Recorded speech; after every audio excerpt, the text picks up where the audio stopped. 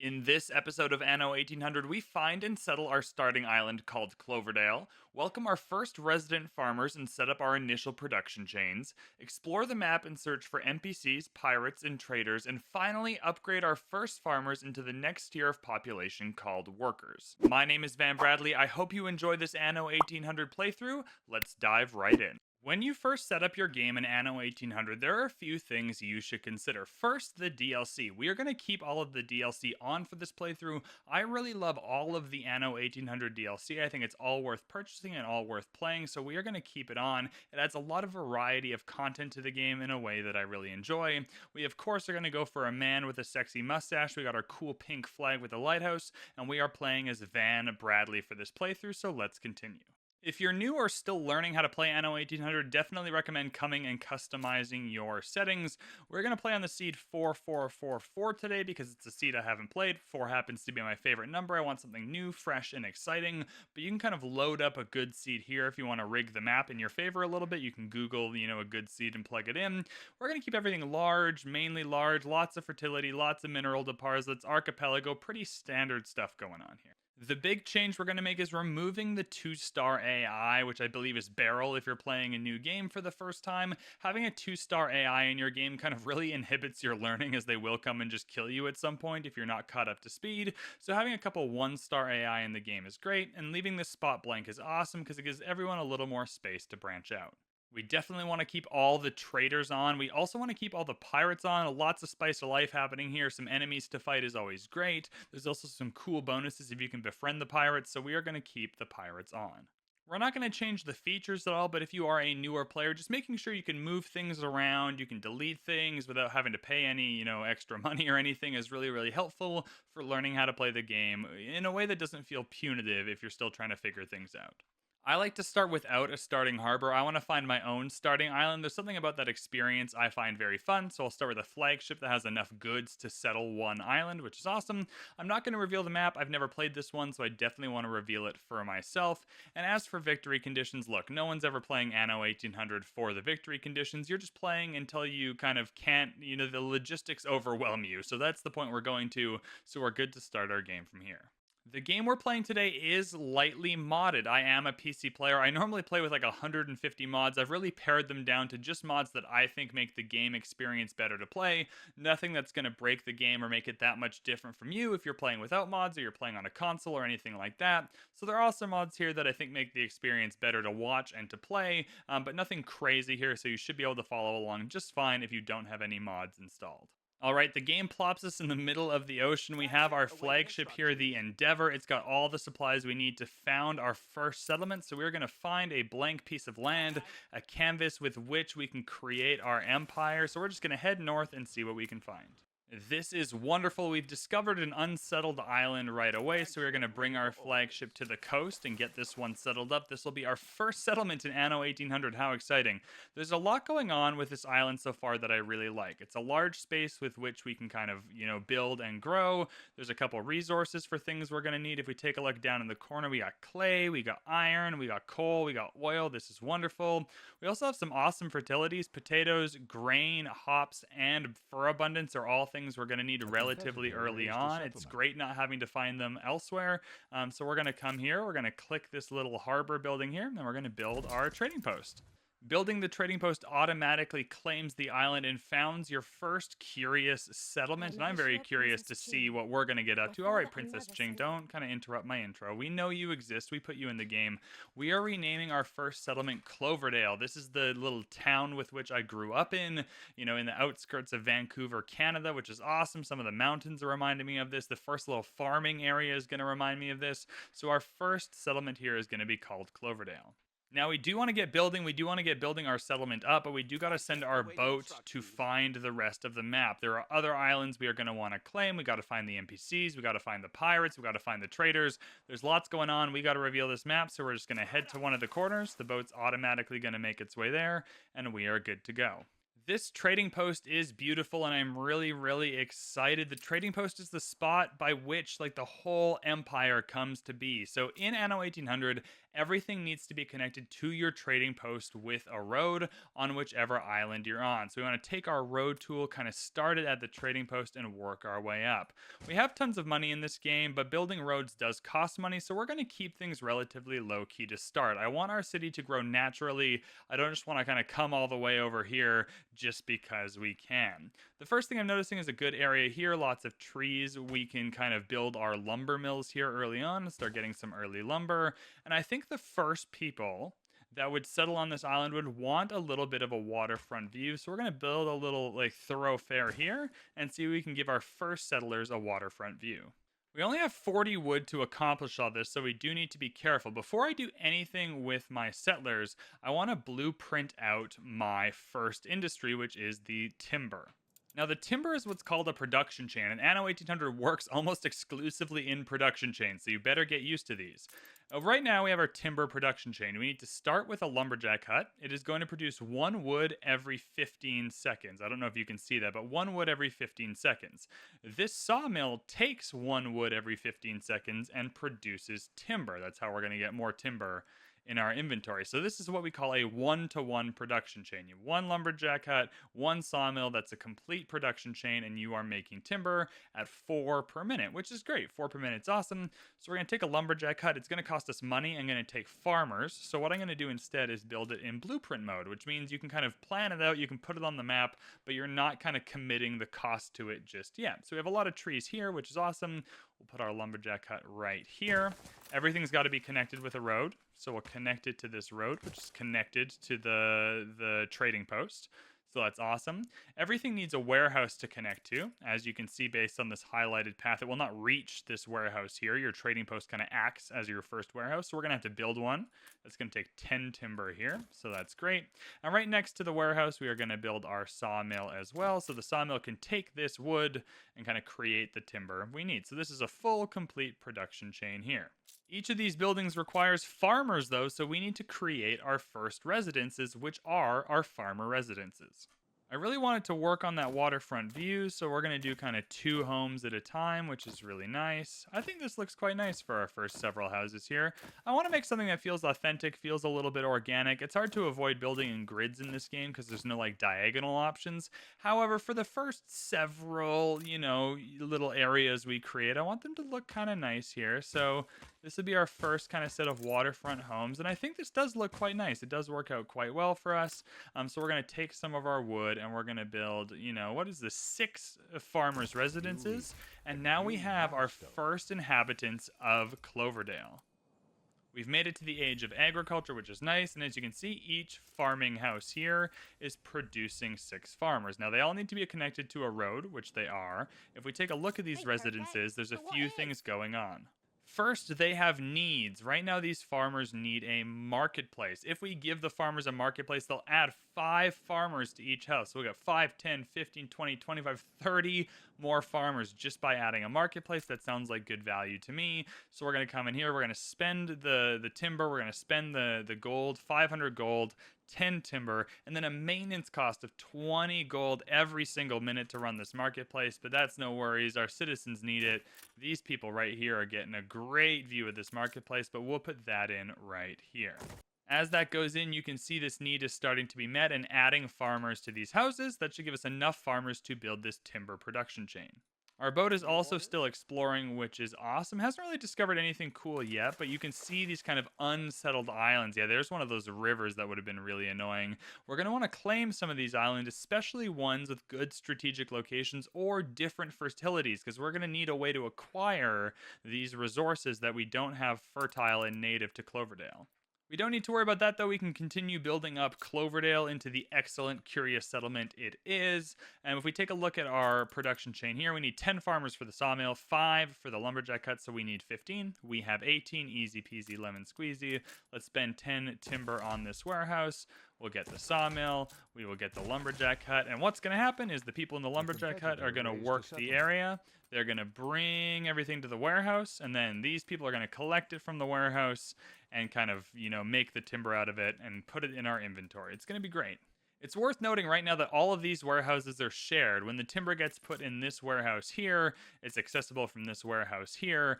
So any warehouse kind of, containment. Whatever's contained within one warehouse is kind of contained within all of the warehouses. We have 8 wood left over, which is awesome. So I am going to come in here and I'm going to upgrade these 4 houses with my 8 wood and get me some farmers. These 2 farmers are going to have a pretty awful time, actually, because they're not close enough to the marketplace to get the full benefit. So we're going to build another little area here for them to hang out. And this way, they're going to be able to get to the marketplace a little more easily and get that full 5 farmer benefit. You can see Bente Jorgensen here is also building a settlement. Oh my goodness. She's got some farmer residences. She's got a marketplace as well. That's crazy. Hers looks a little better than ours, but I have a feeling we'll beautify our island of Cloverdale by the end of the game here. However, if we come in here, she also has a quest for us. Let's see what's up. She's going to give us 6,800 gold just for free. Hell yeah, brother. Get that in there. If we sail to Jorgensen's Jolly Clipper, she'll give it to us. All right, no worries. Let's take our boat and sail there and see what happens. We have 27 more farmers, and we need some more timber and quickly, so I'm going to build another lumberjack hut. I'm going to build this one, maybe just on this side here. We'll get this one going. I like to have 4 of these early on in my games. I find that that's, enough to keep us going. But I'll just put this sawmill next to this, and that'll be perfect. That's awesome. It's worth noting at this point that you don't want to overload your warehouses. They have a certain amount of ramps, so only so many of these carts can kind of go along the road and drop off and pick up at the same time. So you'll run into kind of congestion issues here if you overload, but right now we're doing okay.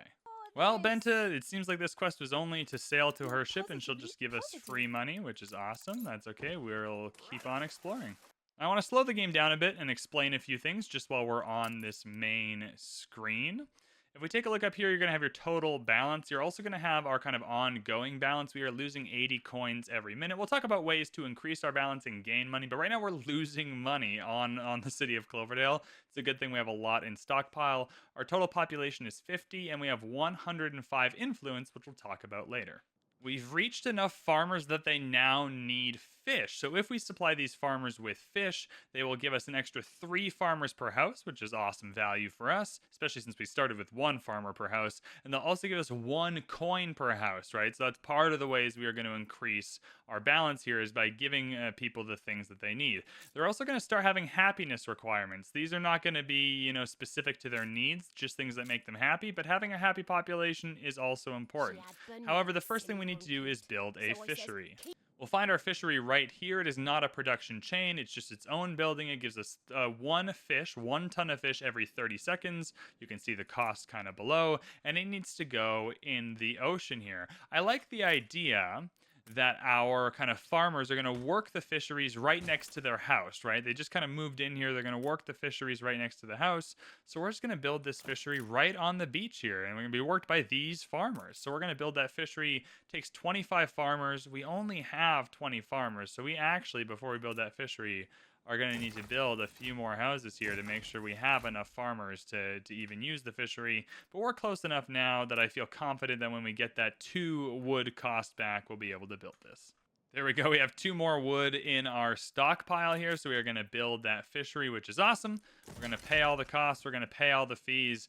But there we go. We're minus 1 farmer, which is not good. But there we go. We grew because the marketplace started to affect these folks, which is awesome. We now also have fish kind of entering our, settlement of Cloverdale here. This is going to be available at the marketplace for these folks to pick up, which is awesome. And it's going to go into this warehouse right here. But now's the time I can explain how to tell if we're making enough fish to satisfy the farmers. If you come in here, it'll just tell you whether they are able to go and find fish at the marketplace. But that's not very helpful to know how many fisheries do we need. Is 1 enough? Is 7 fisheries enough? Who even knows? If we go here into the statistics menu and click on production, it's going to tell us everything we need. If we go to consumer goods, it's just going to show fish.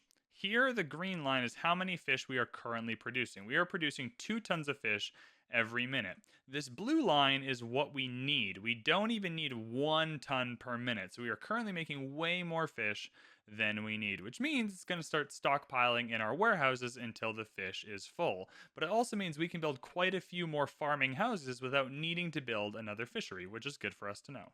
Lots of really great islands here. Ooh, I'd love to pick up this one with its different fertilities. It's close by, easy to trade with. We got to prioritize kind of getting to the point where we have enough resources to settle another island. That would be amazing for us. As our settlement grows, I am going to commit to yet another lumberjack hut. Like I said, I love having about 4 of these around. I'm going to build this one just behind our sawmills here.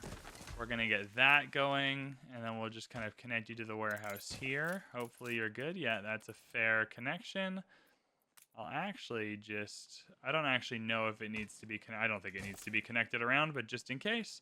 And then we'll get another sawmill right here, which is awesome. So that's 3 full production chains of timber going. That'll be good for now. I am going to build a 4th one eventually, but it's time to now start figuring out how we're going to build more farmers' houses.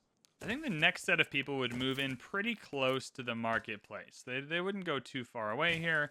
So we're going to take this little block of homes. We're going to put it next to the marketplace. I think that makes perfect sense, which is awesome. We're going to have to build a pub here in just a minute, which is a little bit of a sneak peek because I know that's going to be necessary. But this is going to be our next block of houses. It's not amazing, but it's going to get the job done here. So we can build a few of those. And look at that. We have now been promoted to a village. We got a whole village going in Cloverdale. Oh my goodness. It's wonderful. Now that we've upgraded some more houses, we can check back in and see, oh, now we need more than 1 ton of fish, but we've also unlocked even more things we need to now build. Our farmers, they're getting a little greedy already. The fish wasn't enough. They now need work clothes, which will give us more farmers and more coins, and they need schnapps, which is going to give us more happiness and more coins. You gotta let the farmers drink. They need to be comfy at work and they have to drink, so let's oblige. I can kind of imagine our farmers deciding to build their first kind of set of farms up on this cliffside here. It seems like it'd be a really cool place to raise some animals. So we'll just get a road kind of connected in here and get started. So we're going to need a warehouse. Whatever the animals are producing, they're going to need a place to kind of store it. I have a hard time believing they'd put the warehouse kind of on the edge here. So we'll kind of set it just maybe in the middle, maybe even blueprint a couple just in case we need them. But we'll start with just the one for now. All right, we found the pirates, so we'll come back to this. The pirates are a problem, though, because they're going to fire on our boat, so we got to get out of there quickly. I'm going to come into our diplomacy screen and immediately see if she'll trade for a ceasefire, though, because I don't want her firing on my boats. She's going to come back with an offer. In 2 hours of game time, she won't kill us for 20,000 gold, so that's probably worth it considering we have 74,000. So if we speed up the game time, that takes a greater chunk from the 2 hours, so you can't kind of rig it that way. But we now know where the pirates live, and we're going to avoid this area because they got cannons and stuff. Yeah, big long-range cannons that'll kill us, so we're going to stay out of there and work our way up here. We haven't found a single one of the traders yet, though, which is not ideal. Anyways, back to Cloverdale, the curious village. We're going to set up our first sheep farm. So if we come in here, we can just kind of place our sheep farm to start, which is awesome. So we'll do that. The sheep farm reaches the warehouse, which is great. The sheep farm needs 3 kind of sheepfold areas. So they need to be connected and within this range. You can kind of put them anywhere. However, we'll just do this because it looks nice. It's neat. It's awesome. And then we will upgrade the whole thing. And we have our first sheep farm here. So the sheep farm is taking up 10 farmers, but it's given us some wool that we can use to make the work clothes. This is our next 1-to-1 production chain. 1 sheep farm equals 1 framework knitters, which is awesome. And I believe early on it's likely that they would kind of just work the framework knitters near where the wool is going. And so what we'll do for now is kind of put our framework knitters on this side near the cliffs here, and we'll just kind of tuck it in neatly here. So the wool's going to go to this warehouse. The framework knitters is going to collect from this warehouse. That's used quite a few of our farmers, but now they're going to have work clothes, which is awesome. We've met Eli Bleakworth. He runs the prison. He won't put you in prison, but later on we're going to be able to buy and sell goods to him and get some items from him, so he's just good to know. He's one of the traders I was talking about. I feel pretty good about this one warehouse being able to hold the one more kind of lumberjack hut I'm going for here. So I'm gonna build it. I don't know where or if it is gonna reach. Yeah, it's not gonna quite reach, is it? Oh dear. That's okay. That's okay, because I can build it maybe.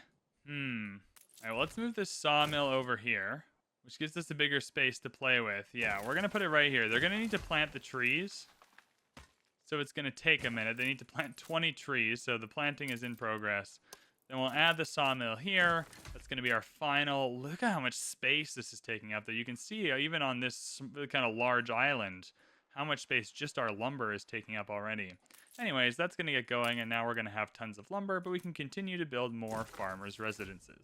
I want to continue to build up our farmer area. So I feel like these folks near the marketplace are having a good time, but I want to make sure we have a variety of different residence options.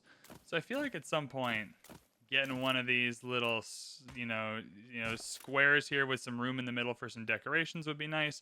Let's get some trees in here. I think if we get some mixed trees, oh, these ones are too big. Yeah, even just some mature shrubbery, maybe a mature tree. Oh, that looks kind of nice.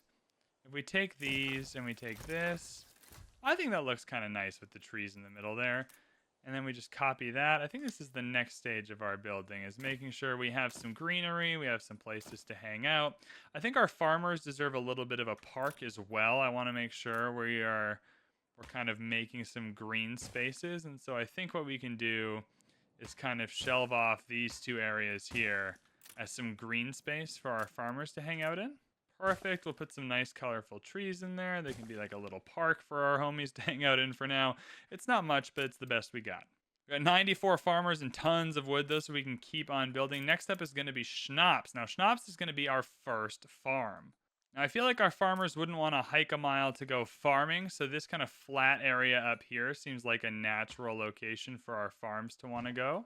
So I think what we'll do is kind of just extend this main road straight up here and start building some potato farms. So once again, they will need a warehouse, no problem. We'll get that built up.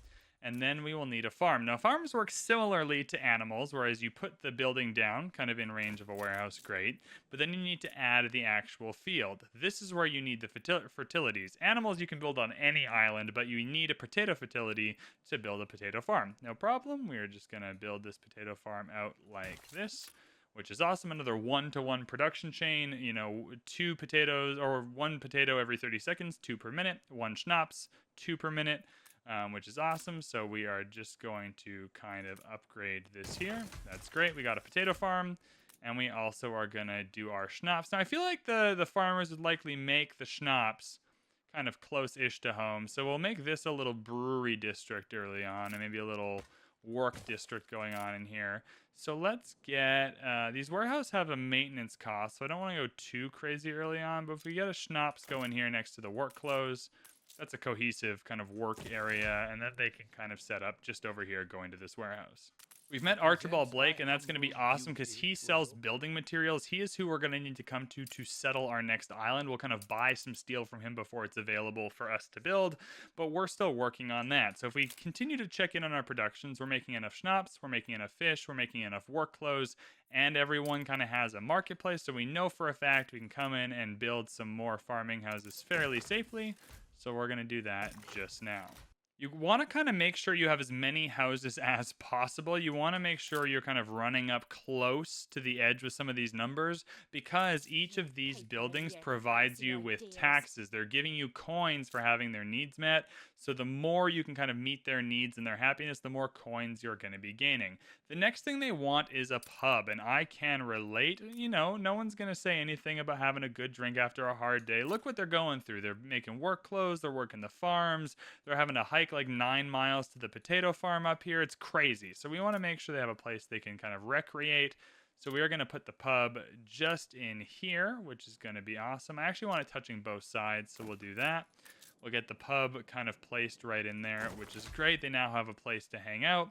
And we can also, we'll add a little road here, I think makes sense. But then we can add some greenery. We'll add some shrubs here. I think that makes sense. We'll add some trees here. And at least we have some greenery and some other little decorations happening near our pub. They actually do give us quite a few decorations for having all the DLC here. If we come in, what is this? Like a Bright Harvest banner flag? What is that? Oh, yeah, okay. All right, so we can come in here a little bit later when we're curious one day and kind of spruce things up a bit. Our farmers have a quest for us. If we click on this resident over here, a puzzle quest. What would you like, farmer? We need to find and collect stray dogs from our roads. This is an example of a quest you might get. Let's see if we can find them. There we go. We found them. No problem. And we gained an item. This one's a mate. It's not going to be very helpful for us. We'll talk about items when we have something good to use. But hey, we got something. It's better than having nothing. I built up a few more farming houses here, which is awesome, just right next to the marketplace. I feel like this was the next logical place to go, but we're kind of running up on 286 farmers, which is tons. So let's talk about what we can do with this surplus of farmers. Princess Ching has a photography quest for us, so let's accept and see what happens. She wants us to photograph her sailing ship. No problem. Let's enter photo mode. Let's click that button. Perfect. Wonderful. Let's submit that photo and see what she says. Any notes? Nope, just gonna give us the 200 or 2,460 gold. Hell yeah.